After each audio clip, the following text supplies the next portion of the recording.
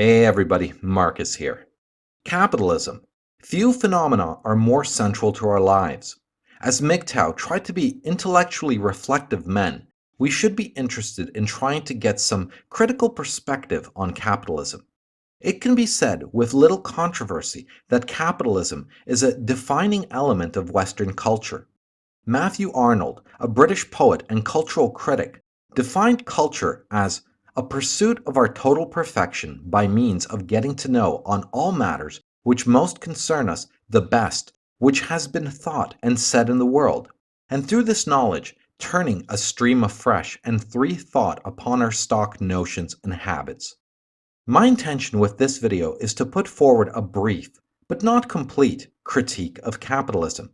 But even here, I must elaborate as to the meaning of my goal. It would not be unnatural to immediately suspect that my critique must be a criticism, and then further conclude that for me to put forward a criticism of capitalism is to simultaneously and synonymously put forward a defense of socialism. Yet neither are the case. In the first sense, I am not putting forward a criticism of capitalism, but an exploratory exegesis of the subject itself. Another way to view this critique is to consider it as a very long story of what capitalism entails. Namely, I plan to offer a value judgment free exposition of capitalism which will neither enumerate benefits or shortcomings as to frame the conversation in terms of benefits or shortcomings, is to immediately inject value judgments into what I say about capitalism. In the second sense, namely, that my motivations for a critique of capitalism must entail some defense of socialism, is also incorrect. This very thought is itself illogical. Though capitalism is often juxtaposed conventionally as being an opposite to socialism, this is a failure in thought. What is an opposite to an apple? Is it an orange or is it chocolate? Well, no. Apples, oranges, and chocolate do not have opposites. In the same way, capitalism and socialism do not have opposites, less so that they are opposites of each other. It is through consistently hearing defenders of socialism posing critiques of capitalism and defenders of capitalism posing critiques of socialism by which these two are conventionally seen as opposites. The truth is that both socialism and capitalism are independent entities that have certain irreconcilable differences, yet also many similarities. Yet often we forget that there are alternatives to the two. After all, what would you call the guiding cultural force during the medieval period of Europe? Surely it was neither capitalism nor socialism. So, I hope that by clarifying these 2 points around the spirit and motivation of this video, we can move on without suspicion as to its content. Now, since I first picked up Nietzsche, I became fascinated with his concept of genealogies of ideas, namely, following an idea backward in time to what I would hope would be its origin. That is to say, I am interested in the history of ideas, with the people who articulate ideas, people that we usually call intellectuals, oftentimes philosophers, but also writers, social scientists, and poets, people who try to think how things are held together and how institutions and traditions are related to one another. Capitalism was one of those subjects I recently became very interested in tracing. So, let me share with you some of the things I have come to discover. When people come to think about capitalism, their first inclination is to turn to the business journals or to turn to economists to explain it to them. In business journals, we can read about which companies are more profitable and which are less so. We can learn which products people are buying and what new products are being released. We can find trends relating to employment, inflation, and so on. Economists tend to focus on how one element of one market activity is related to other elements. For example, how money supply is related to inflation, or how interest rates affect investment and consumer spending. However, while we tend to almost exclusively think of economics and economists when we think about capitalism, I would like to argue for the idea that there is a lot more to capitalism than economic issues. Capitalism is too important and complex to be left to the economists alone. Capitalism involves a great deal more than what we typically think of as economic. It is a system, or rather, a variety of systems, by which people compete and cooperate with one another. It is a system through which people try to satisfy their goals, their needs, their wants, and through which new goals, new needs, and new wants are constantly being created. Capitalism is a system that has political prerequisites and it has political effects. It is a system that has cultural effects. In fact, almost every aspect of the way we think about ourselves as individuals and as groups is influenced by capitalism. Let us take something that seems to be completely unrelated to capitalism, such as the size and shape of the family. The question is this: why is it that when capitalism first develops, the family tends to get larger in size? Namely, that people tend to have more children. But then, as capitalism develops further, people tend to have fewer children despite the fact that they are better off.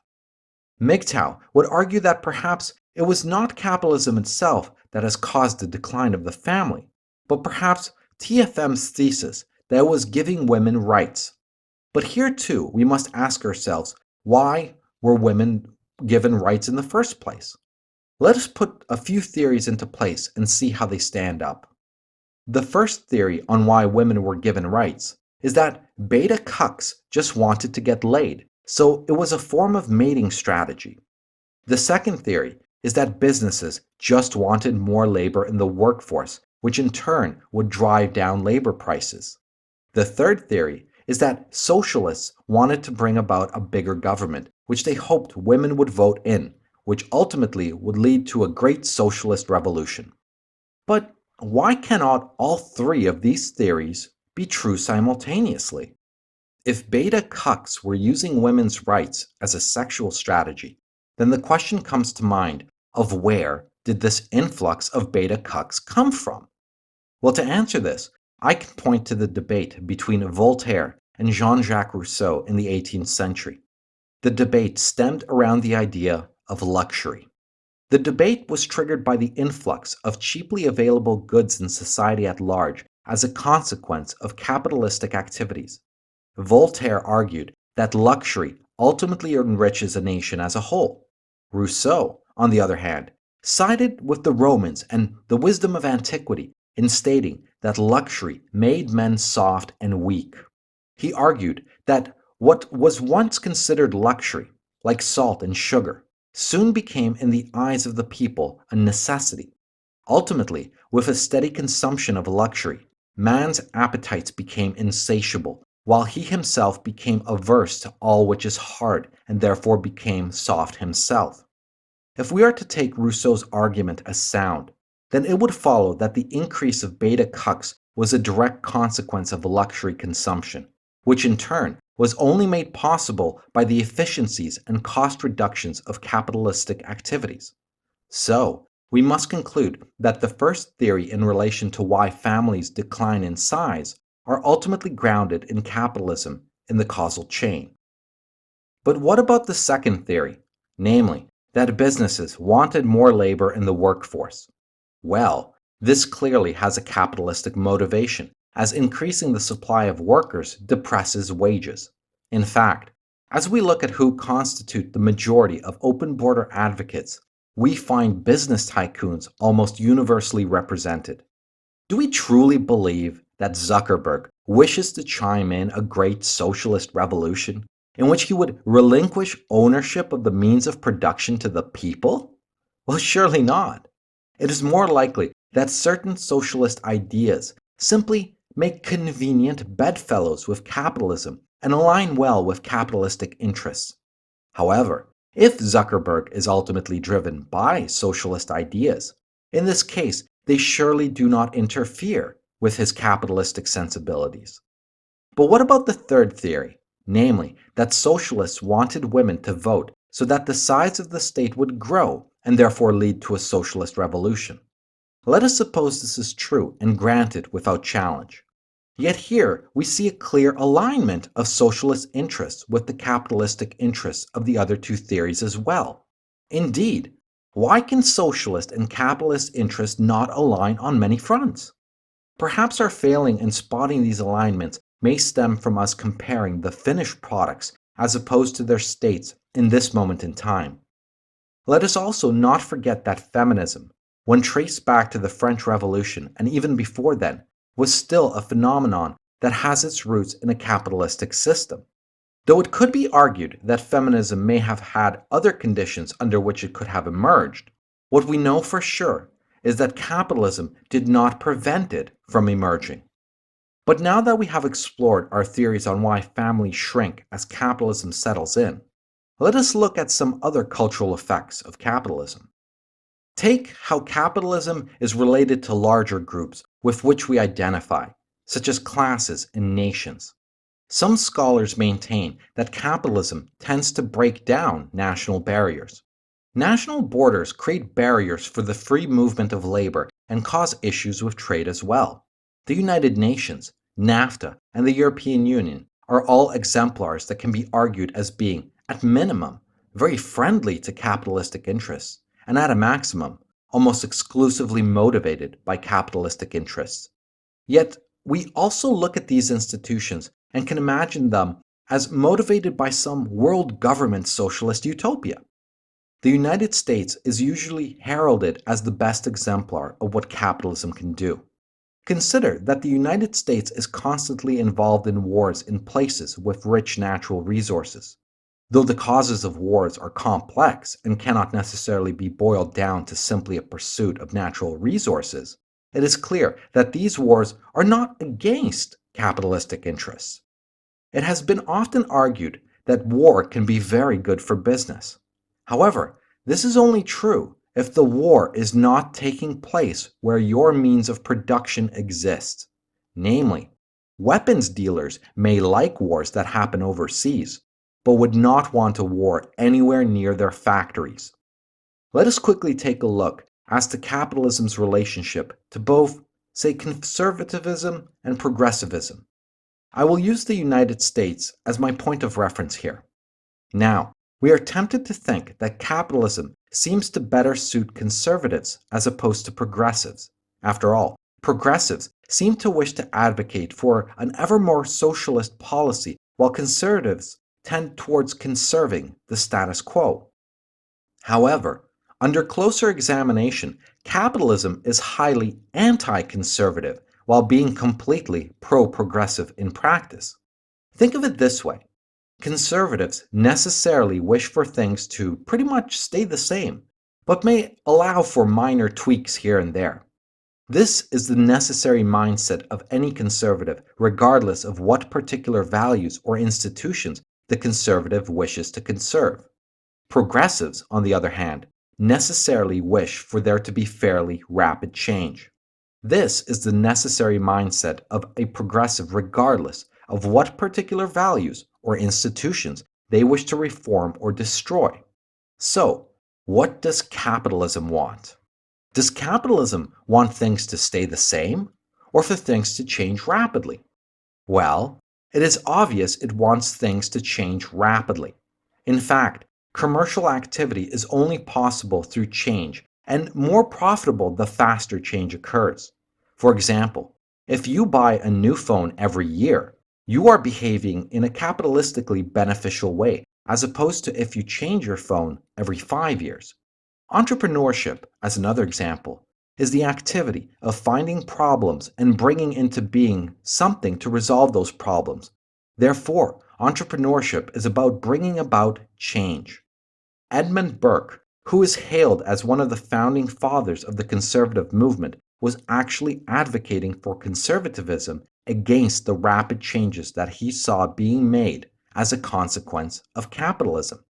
If this arguments hold true, then it follows that SJWs, who are the current breed of progressives, namely, the people who want rapid change, are benefiting the most from that very same capitalism which they wish to destroy, while the conservatives, who seem to be defending free markets, seem to be undermined by that very thing they wish to conserve. Now, please do not read too deeply into my depictions of what does and does not constitute a conservative or progressive in the US. I'm not at all concerned with the details of the values either of these groups hold, but I am concerned only with the fundamental underpinnings of keeping things static versus rapid change. So, what about religion? Well, it seems like here too we have a bit of an ironic outcome. Capitalism does not seem to have a big problem with religion in theory, and in practice, we can see religion as a great boon to those capitalists that would exploit religious holidays like Christmas. However, capitalism ultimately destroys religion without desiring to do so, while socialism desires to destroy religion but ultimately lays the foundation for religion to flourish. Let us take a look at how this works. As capitalism can provide a wide diversity of goods and services at prices affordable to the masses, the capitalist consumer's material standard of living is relatively increased by a large margin. The consumer lives in luxuries unimaginable to even kings of the past. However, as he indulges in his pleasures, he finds himself in conflict with religious teachings which teach asceticism. Due to the overwhelming abundance and virtually instantaneous accessibility of these pleasure fulfilling goods and services, his will makes concessions, and he will fall into sin much more easily than during times when pleasurable things were rare and expensive. In order not to live in bad conscience, the person will need to either give up the pleasures of the flesh or repudiate the religious teachings which create that tension between his actions and his beliefs. Given enough time, as most men are men of pleasure, they will abandon their religious beliefs as opposed to the pleasures made available by capitalism. In this way, religion will start to fade into oblivion in a practice sense, even if it remains intact by name. This is the world of Christians who have premarital sex and don't go to church on Sunday, but still say they believe in Jesus. If you supply luxuries to the common man that bring his material wealth up to the level of opulence only accessible to the aristocrat in the 18th century, you too can expect from the common man a level of decadence and hedonism comparable to that held by said aristocrat. The aristocracy who succumbed to the pleasures supplied by money were almost always atheists in practice. This has another interesting consequence. The new atheists of today, for the most part, are not intellectual luminaries who have shed Iron Age beliefs based on scientific discoveries, but are first and foremost decadents who need to resolve their life of pleasure against a judgmental God. Simply put, they first and foremost resent God for forbidding them what they like to do and cannot resist doing. They then wrap that rejection up in mostly nonsensical arguments coming from atheists like Dawkins and Hitchens. When one takes this interpretation to heart, it makes perfect sense why your typical overweight neckbeard is the poster boy for new atheism. They were raised decadent and lack the fortitude and temperance to even begin to meet the moral standards set by religion. No matter what you may believe about religion, one thing is undeniable. Religion is hard. These men are soft. The same decadence that turned them atheist so too made them into the effeminate beta cucks that let their community get overrun by feminists and SJWs. The criticism I have put forward of the new atheist is very similar to the criticism Nietzsche put forward of the French aristocracy. In this way, capitalism overthrew aristocrats worldwide as they too became effeminate after having abandoned honor as the highest value and substituted it with the pleasures that money could afford them. But capitalism also destroys religion in another manner. Voltaire argued that when men of faith meet together in the marketplace, they put their religious differences aside, as it is money that rules in commerce. In this way, money for many becomes the object of focus, where previously that focus was reserved for God. Capitalism has a way of making various differences in diverse people disappear where there is money to be made. In fact, this was an argument Voltaire put forward in defending capitalism as a mechanism for peace. If people put their differences aside when they are unified in a common pursuit of money, then there will overall be less conflict under capitalism. But what does socialism do? Socialism tends to very quickly degenerate into a life of scarcity and hardship as corruption and bureaucracy make even food scarce, less so luxury goods and services. So, even though the socialist utopian ideal desires to destroy religion, it creates an environment where people are left with virtually nothing but religion, and an environment where adhering to religious beliefs is fairly simple as there is little to no temptation.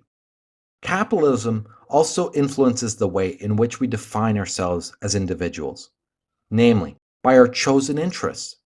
The fact that we might think of ourselves as, say, jazz aficionados, for example, is linked to our shared appreciation and consumption of concerts and recorded music. Those connections link us to others around the country and perhaps around the world. That is only possible by the commodification of music, namely, that musical performances can be bought and sold in the capitalist marketplace, and therefore, some people can specialize in making the sort of music that we want to listen to. Think about it.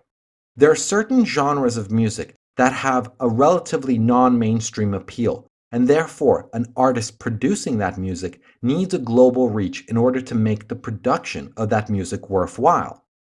As such, there exist genres of music today that could have only been possible under capitalist conditions.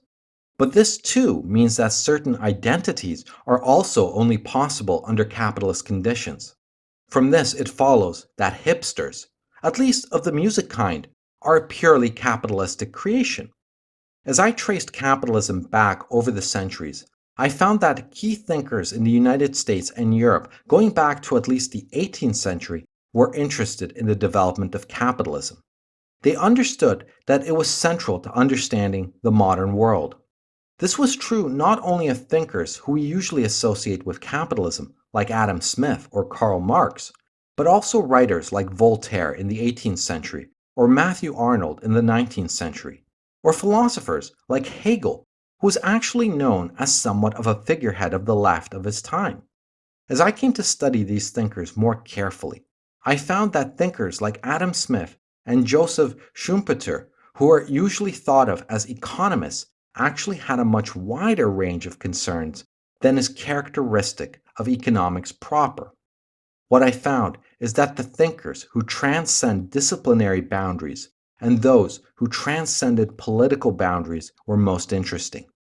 What I came to discover is that there are varieties of capitalism, that indeed capitalism was not really a monolith, but something more like a plant that took different forms at different stages in time. It is sometimes said that the decline of communism in the Soviet Union, Eastern Europe, and in China has brought about the victory of capitalism. This, I discovered, was a half truth. There are actually a variety of forms of contemporary capitalism. Some are more entrepreneurial and dynamic, some are less so, but with quirks of their own. Some of them are in democratic capitalist societies, some are in non democratic capitalist societies. Now, there must be some common set of characteristics to talk about capitalism, as the nature of capitalism has seemed to have changed over time. The capitalism of the 17th and 18th century was focused, on the one hand, on the importation into Europe of new goods from overseas. Goods that began as luxuries but soon came to be perceived as necessities like sugar, coffee, and tea. On the other hand, in the 17th and 18th century, we have the development of new means of production, such as cottage industry, in which people manufactured various parts of larger processes in their homes. A sort of production based on a division of labor, which was novel at the time. There was a financial revolution in the 18th century as well that was connected to the rise of international trading companies, as well as to the rise of a market for government bonds. There was also a consumer revolution in the 18th century. Well, at least in England and northwestern Europe. That consumer revolution formed the background of Adam Smith's book entitled The Wealth of Nations. In the 19th century and well into the 20th century, it was industrial factory production that became of primary importance to capitalism.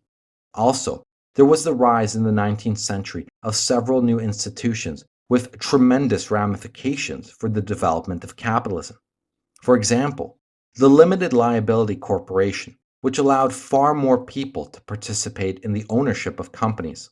Also, in the later 19th century, there was a development of trade unions, which eventually led to labor parties. These labor parties, in turn, were there as a mechanism to increase the economic and political power of the working classes. In the 20th century, capitalism was transformed again. Advanced capitalist societies moved from an industrial economy to an economy focused on what we now call services, which involves everything from education, healthcare, to the means of entertainment. But what is capitalism? How shall we define it? Before we try and come up with a working definition, let us turn our attention for a moment to the history of the word. The term capitalism is relatively new. Though, as it often happens in the history of ideas, the phenomenon existed long before the term. It existed under a variety of other labels. Originally, capitalism, as a term, was a political slogan. It was a term coined by socialists who looked to stigmatize the phenomenon. Karl Marx never used capitalism as a noun, but he did write about the capitalist system of production. Though other thinkers have used the term before Marx, it was Marx who popularized the word. For Marx, the term capitalist, namely the capitalist system, had a polemical meaning. The term was made to indicate that the system worked on behalf of those who had money and invested that money at the expense of everyone else. The word capitalism became diffused of its polemical quality and gained a neutral tone at the beginning of the 20th century when the German sociologist Werner Sombart entitled his book Modern Capitalism in 1902. 2 years later, another German sociologist, Max Weber, published the first part of his famous essay, The Protestant Ethic and the Spirit of Capitalism. After that, people started to use the term in a value-neutral sense. However, well before the word capitalism was in use, people were using a variety of other words more or less to describe the same phenomenon. For example, Adam Smith, writing in 1776, described it as commercial society. Like most concepts in the social sciences, capitalism is an ideal type. It is an abstraction from experience that helps us grasp key elements and their relationship to one another. So, what are the key elements of capitalism? The first is private property. Now, private property is by no means as straightforward a concept as it seems. It actually implies a lot. You might think, for example, is it not the case that all property is private? Or at least isn't that the default position for property? Well, the answer is no. In reality, things belong to whomever has the power to take them, unless there's a power that guarantees that other people will not take them. So usually, private property depends on the existence of government power, namely, a power that is able to protect property from those who would like to steal it. The second element of capitalism is that capitalism involves exchange between legally free individuals. This means that in a capitalist society, when one person works for another, it is for wages. When this person exchanges something of value with someone else, it is for money. You might be asking yourself at this point, what is the alternative? Well, the historical alternative before the rise of modern capitalism was often a situation in which you worked for someone else because he was your political superior or because he owned you. Much of Europe in the early modern period was still dominated by serfdom. Under serfdom, lords owned land and exercised a good deal of direct control over the people on the land. The lord was entitled to a certain amount of unpaid work from his serfs. The lord also had control over where his serfs could live. In some cases, the lord also controlled who his serfs could marry. In Eastern Europe and Russia, serfdom persisted into the 19th century. In Poland, for example, much of the language still carries with it overtones of this system. The word chłop means adult male, but it also carries the connotation of his station. The word today has barely overcome its connotations and is even sometimes used as an insult. In Polish culture, it is not uncommon for people to look up their genealogies to see if their families were part of the aristocracy or not. Mind you, the lesser aristocracy was fairly large as compared to the higher aristocracy. But nonetheless, there's still an element of pride in the voice of Poles who bring up the fact their families were not serfs. In Western Europe, nobles were still entitled to various types of economic extractions from the peasants on their land up to the time of the French Revolution. In other parts of the world, including North and South America, there was slavery in the 17th and 18th century. That is to say, a situation in which some people owned others as property. The third element of capitalism is that it is a system in which production and distribution of goods operates primarily through the market mechanism. Now, when we say that production and distribution operates through the market mechanism, we mean that prices are not set by custom, government decision. Prices are not set by those who produce the goods, but they are set by the rules of supply and demand. Or more generally, prices are not determined by anyone in particular. So, our working definition of capitalism involves private property and exchange between legally free individuals where production and distribution of goods occurs primarily through the market. However, this is a sort of model from which in historical fact there have been many variations and divergences. For example, slave owners and slaves were very much a part of the international capitalist economy of their time. Most of the slaves in places like the Caribbean, Brazil, or the colonies that later became the United States were purchased by their owners to grow crops that would be sold to others. Crops like sugar or tobacco. Slavery, of course, is the opposite of legally free individuals, so slavery diverges from our model of capitalism. Though the slave owners were legally free, the slaves were not. Some, however, might consider slavery to be non capitalistic. The problem with this is that we would then fail to capture the close link between New World slavery and the large Atlantic capitalist economy. Alternatively, you might say that we should drop the element of legally free labor from our model of capitalism. Doing so, however, would leave out a key element of capitalism in most times and places. So, we are best served to keep our three-point model, but recognize that it is just a model from which reality has sometimes diverged. But when did capitalism begin? This is a difficult question. This is not the kind of question to which one can give an absolute answer to, but only a rough estimate. Trade has been around for a very long time, but it is only relatively recently that a society primarily based on trade has come into existence. There has been bartering since the Stone Age. There was a good deal of trade in the ancient world and in the Middle Ages. Indeed, there was a commercial revolution in Europe from around the 12th century to the 14th century. However, during all those periods in time, most households continued to consume most of the things that they themselves produced, and most households produced most of what they needed to consume. It is probably that only in and around the 18th century that in the most advanced parts of Europe, the majority of people came to buy most of the things they needed. To buy the things they needed, people took to selling most of what they produced rather than using it themselves. This is a key observation in our critique of capitalism.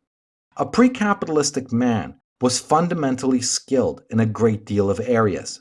Though his expertise was not perhaps to the level of a master craftsman, he was competent enough to make goods to a high enough level for his purposes.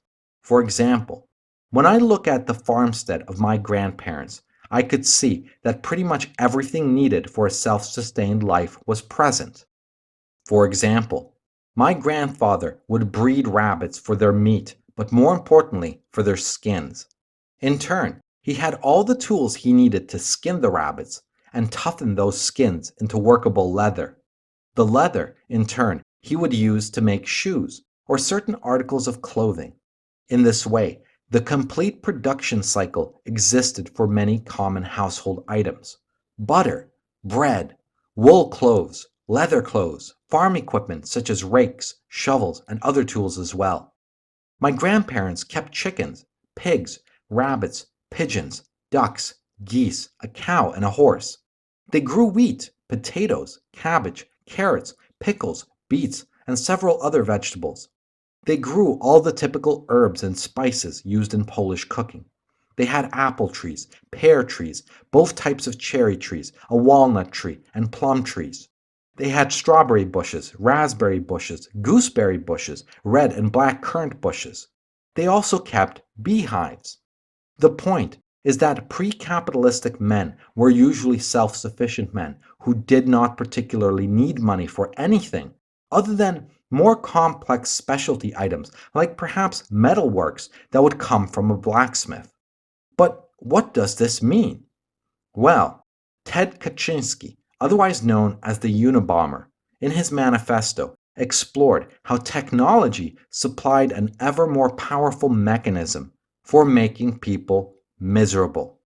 He argued that man can only get true satisfaction from continually facing challenges which were non trivial but still within the man's power to overcome. Well, Kaczynski argues that technology progressively reduces the set of non trivial challenges by making things much easier, while many of the challenges that were previously outside the scope of a man to overcome mostly remained at that level of difficulty. A man in the world of technology is then left in a place where all that exists before him are trivial challenges which give him no satisfaction in overcoming, or challenges that are completely outside his power to overcome. By robbing a man of the satisfaction of overcoming non trivial challenges, a man may have material comforts and luxuries, but himself be an entirely miserable creature. A similar phenomenon, I believe, became the case also when man switched from the pre capitalistic life to the role of a merchant life under capitalism. Like my grandfather, the pre capitalistic man had a lot of different, non trivial challenges, like making his own shoes, breeding his own animals, and so on, which, when executed, gave him life satisfaction both in their accomplishment but also in the diversity of activities he was engaged in. Not only did he produce his own goods, he also consumed them, which also gave him satisfaction. Today, everyone pretty much has one expertise they specialize in and whose product they most likely do not even consume themselves, especially where the service industry is concerned. People today define themselves by their singular expertise. When you ask someone, "What are you?" or "What do you want to be when you grow up?" you expect to hear the name of a job. But this means that man's self image of himself is of nothing more than a means of production, a human doing, as Warren Farrell would say. In pre capitalistic societies, the question of "what are you?" would probably be answered by referring to one's station in the social hierarchy. A man would answer that he's a peasant, a nobleman, a duke, a knight, a king, and so on. A man might be a cobbler in addition to being a peasant, but his identity would not be rooted in his role as a cobbler.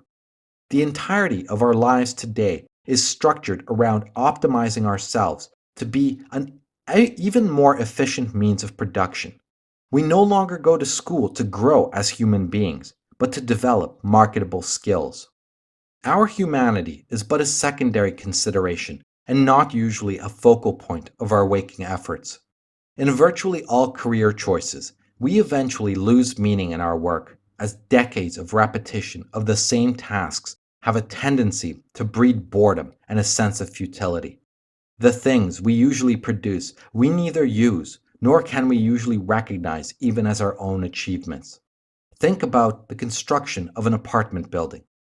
A very large team of specialists will work on such a building. What about you? as an electrician.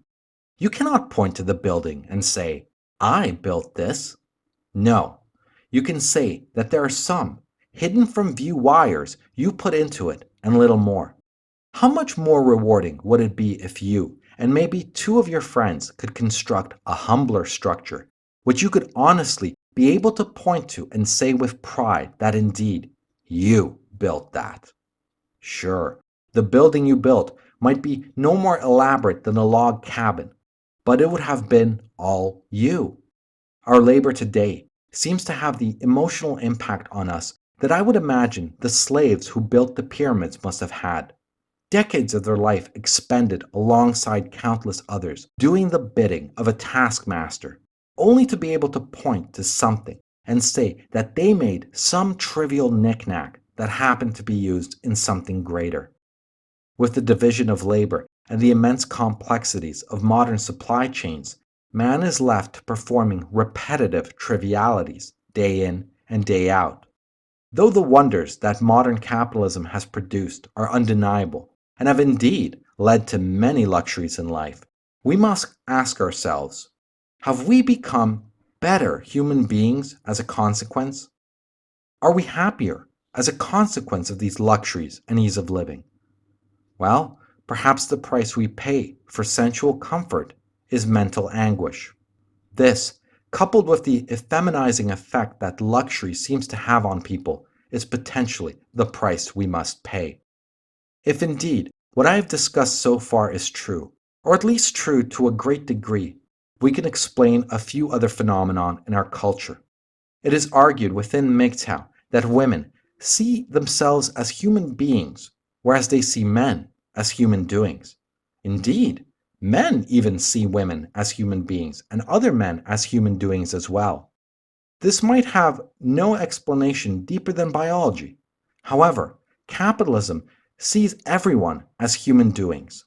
A statistic was brought up in MGTOW that said that around a quarter of all women in the United States are on some form of antidepressant or some form of medication of a similar nature.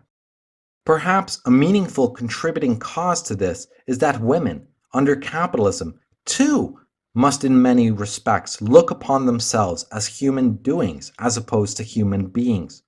Perhaps this imposed expectation is too much for women. Perhaps they're simply cracking underneath the pressure as a consequence of having never been forced into this position before.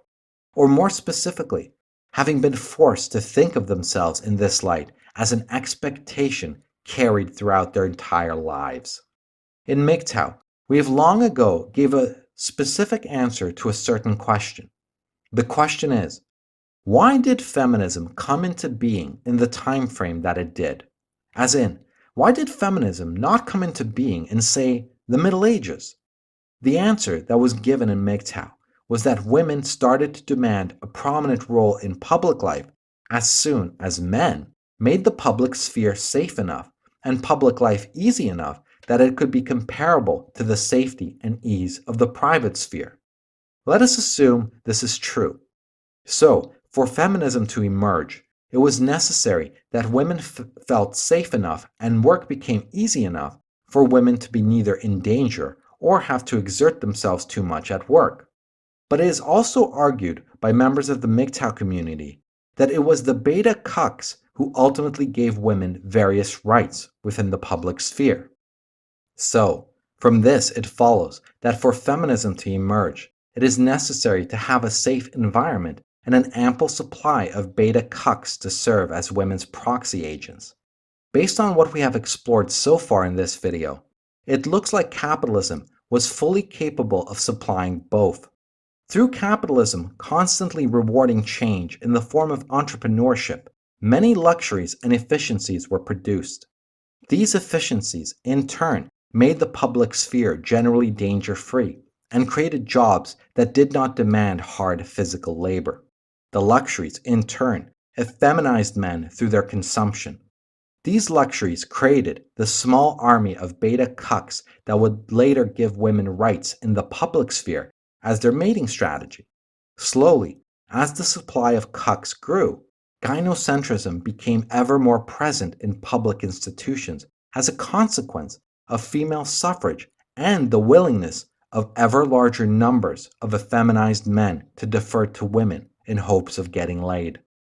Further evidence suggesting that the veracity of this conclusion is true can be observed in the spread of feminism itself. Those countries with the longest history of capitalist development seem to have a much stronger feminist influence. In my video discussing the history of feminist thought, I traced back proto-feminist thought to in and around the French Revolution circa 1789. In and around that period, you also had American independence. Both events were, in a sense, an overthrowing of the aristocracy by the bourgeoisie. And who were the bourgeoisie? They were the wealthy merchant class of society who wished to annex political power. Up to that point, political power was vested in a social hierarchy that was not ultimately a consequence of wealth. Nobility, for the most part, was based on hereditary inheritance. There were many poor nobles, but even though they were poor, they were still higher on the social ladder than the rich commoner. In this way, these revolutions can be seen as a form of victory for capitalism. Now, one of the ways it can be said that a society has become a capitalist society has to do with the distribution of time in the household. In the past, households had contact with the market. That is to say, households sold some goods that were produced in the household, but these were excess goods that were sold to supplement the household's income. Today, with the rise of capitalism, we've seen the predominance of market-oriented households. Households become market-oriented in a variety of ways. First of all, there was agricultural specialization. When people produce with an eye towards self-sufficiency, they tend to grow small amounts of a wide range of crops and animals, exactly like my grandparents did. However, when a household produces with an eye towards the market, households tend to specialize. That is to say, that the household will grow one or two goods that they are particularly good at growing, with the intention to sell them. Another form of market orientation of the household is through cottage industry, namely, through devoting more family time to producing goods at home for sale in the marketplace. Another example is, of course, wage labor. Spending less time in the household and more time working for others in order to gain money. In turn, as people increasingly oriented themselves towards the market and spent more of their time towards producing goods and labor in market activity, the other side of this was that people increasingly purchased items in the market that in the past would have been made at home. Goods like beer, furniture, clothes, or needles, or pots and pans, soap, butter, and vinegar. People began to purchase common items from the market as opposed to making them because it was more efficient of them to do so. That is to say, people could own a wider variety of desirable things than if they had to produce those things themselves. Of course, like I mentioned earlier, this also resulted in foregoing the satisfaction one would experience in creation itself. In order to buy these things from others, they worked harder than in the past and devoted more of their labor to making things that they did not need themselves but could sell to others. Slowly, people began to live in an increasing commercial society in which, as Adam Smith put it, everyone becomes a merchant to some degree or another. Yet as a consequence of this move, the psychology of people came to be uniformly molded to think as a merchant. In the past, the male dominance hierarchy was informed by martial prowess. The strongest and most skilled warriors would hold the highest positions. This codified itself into an honor-based hierarchy that carried through to the 19th century, but soon enough fell away and was superseded by an economic ranking. Today, a man is higher in the hierarchy based on the amount of money he has. Our language has also undergone a transformation. Just look at MGTOW and the concepts we have within this community. Virtually all MGTOW concepts are analogous to merchant language, from the sexual marketplace to sexual marketplace value, to hypergamy, the wall, and even neoteny. Each of these concepts operates squarely within a merchant point of view. In fact, it is hard to imagine how we could describe the dynamic between men and women today without reaching for this paradigm.